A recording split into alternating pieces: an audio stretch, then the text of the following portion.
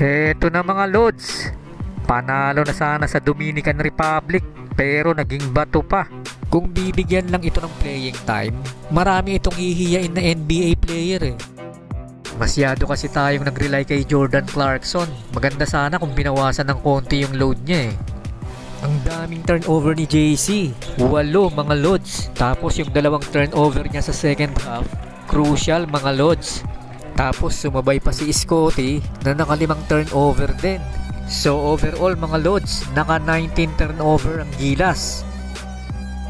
Kung nalimitahan lang yung mga turnovers ni Thompson tsaka ni Clarkson, ang laki ng chance natin na manalo.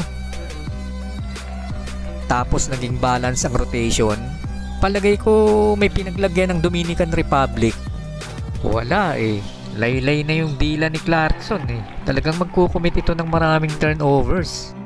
Sabi nga nung announcer eh, for Clarkson to play all night, he needs to restart a little gas as well.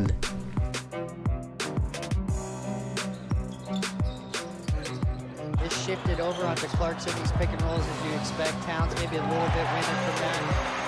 And I'm sure Clarkson, I mean, he's been having to make plays all night, finding his moments here, but he's starting to look a little gassed as well. Ang isa sa pinagtataka ko, bakit hindi ginagamit ni Coach Chot Reyes yung Coach Challenge? Meron kasing rules ang FIBA na pwedeng i-contest ng coach sa official table lahat ng maling tawag ng referee. Katulad nito, hindi naman talaga charging. Nag-flop lang yung player ng Dominican Republic. Pero hindi pina-review ni Coach Chot Reyes sa official table.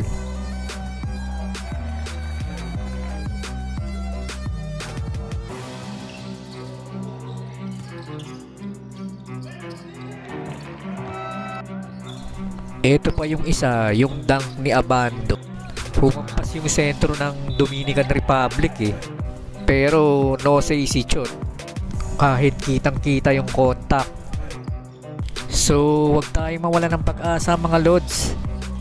Ang Italy, pwede nating masilat yan eh.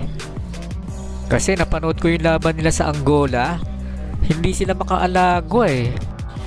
Matatangkad lang sila. Halos karamihan mga bata. Pero kung makakapaglaro si Kai, malaki-laki ang chance natin na manalo dito. Hanggang dito lang muna mga lods. Keep safe and God bless.